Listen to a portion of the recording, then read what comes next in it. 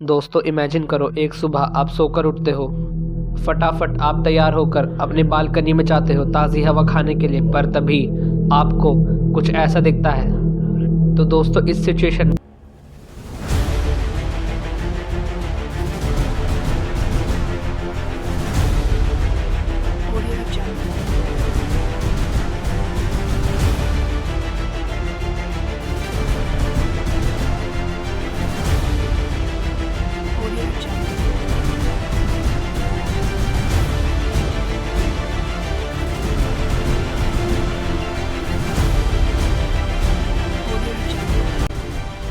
Well, tonight, a disease in deer that's spreading across the country has earned quite a frightening nickname.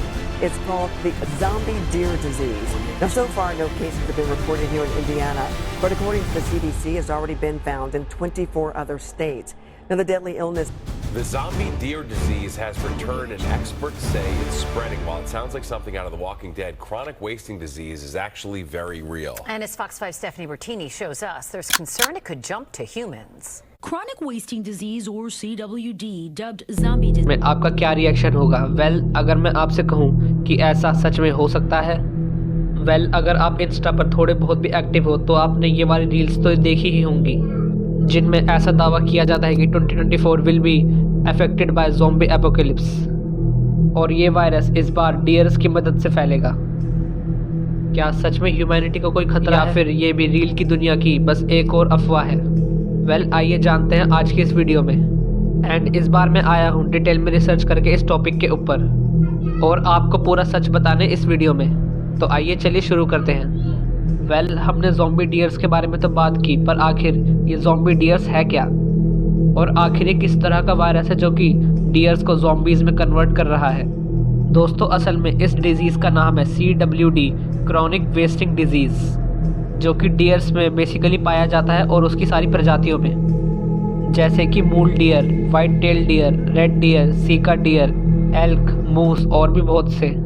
और अगर कोई dear इस virus से infected हो जाता है तो उसके कुछ ये सिम्टम्स होते हैं। उसके बिहेवियर में चेंजेस आना, वेट लॉस, एक ही जगह पे सेम पैटर्न में बार बार घूमना, बहुत ज़्यादा प्यास लगना, अपने टीथ को ग्राइंड करना, और सबसे बड़ा and deadly symptom loss of fear of human beings. मतलब अगर किसी डियर को ये वायरस हो जाता है तो फिर वो इंसानों से डरना बंद कर देते हैं।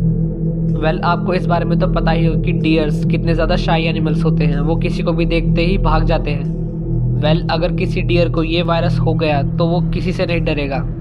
इनफैक्ट सीवियर केसेस में तो वो आप पर हमला भी कर सकता है। तो अब हमने बात कर ली इसके सिम्टम्स के बारे में भी, और ये वायरस क्या चीज़ है। तो अब बात करते हैं कि आखिर इसे ज़ॉम्बी डियर वायरस क्यों कहा जाता है। तो ऐसा इसे इसलिए कहा जाता है क्योंकि जब ये वायरस अपने होस्ट की बॉडी में एंटर करता है तो सबसे पहले उसके न्यूरॉन सिस्टम पे अटैक करता है, जिसकी वजह से अब जो मैंने सिम्टम्स बताए हैं वो सब होते हैं। और दूसरा, ये डिजीज़ किसी भी डियर में बड़ी ईजीली ट्रांसमिट हो सकता है। इनफैक्ट ये डिजीज़ इतना ज़्यादा फैटल है कि अगर ये एक बार हो गया तो उसे क्योर नहीं किया जा सकता, विच मीन्स अगर एक बार हुआ तो मौत पक्की।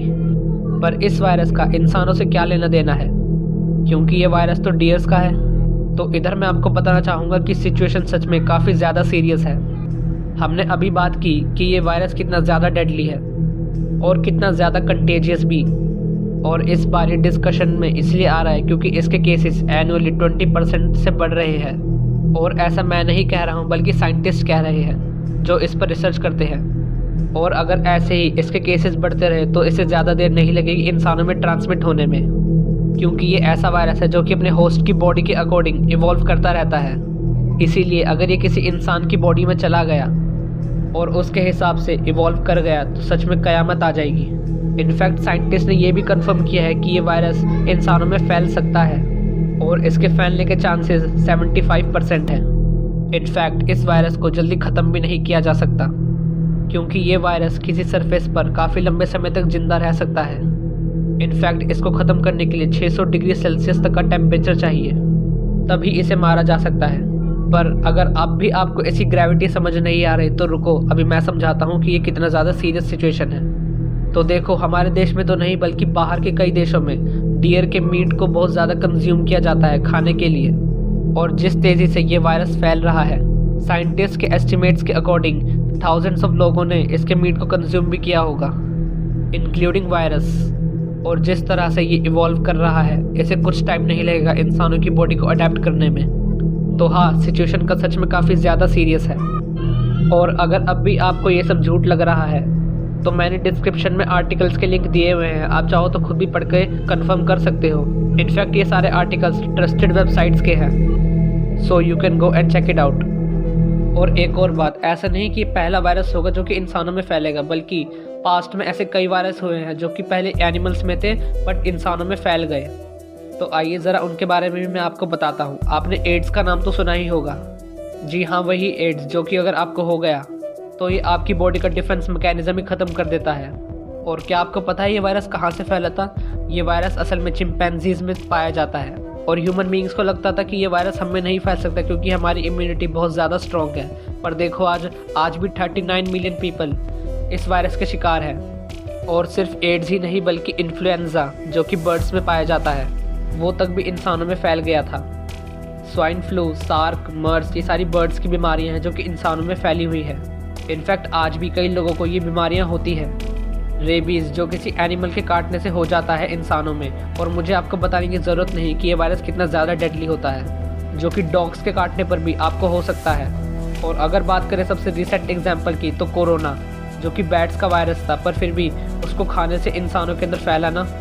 तो अब आप ही बताओ कि क्या होगा अगर कोई इंसान इन्फेक्टेड डियर का मांस खा ले और ये वायरस उसके अंदर इवॉल्व कर जाए, क्योंकि आज भी बहुत ज़्यादा भारी मात्रा में डियर के मांस को कंज्यूम किया जाता है। तो भाई मेरा काम था आपको अवेयर करना, अभी आपकी जिम्मेदारी बनती है कि आप भी लोगों को अवेयर करो इस वायरस के बारे में। कैसे? इस वीडियो को शेयर करके। और आपको क्या लगता है कि ये वायरस कब तक इंसानों में फैलेगा? Let me know your thoughts in comments. और इससे पहले भी मैंने ज़ॉम्बीज़ पर कई सारी वीडियोस बनाई हुई हैं, आप चाहो तो उन्हें देख सकते हो, लिंक डिस्क्रिप्शन में और एंड स्क्रीन पर मिल जाएगा। तब तक के लिए bye and thanks for watching.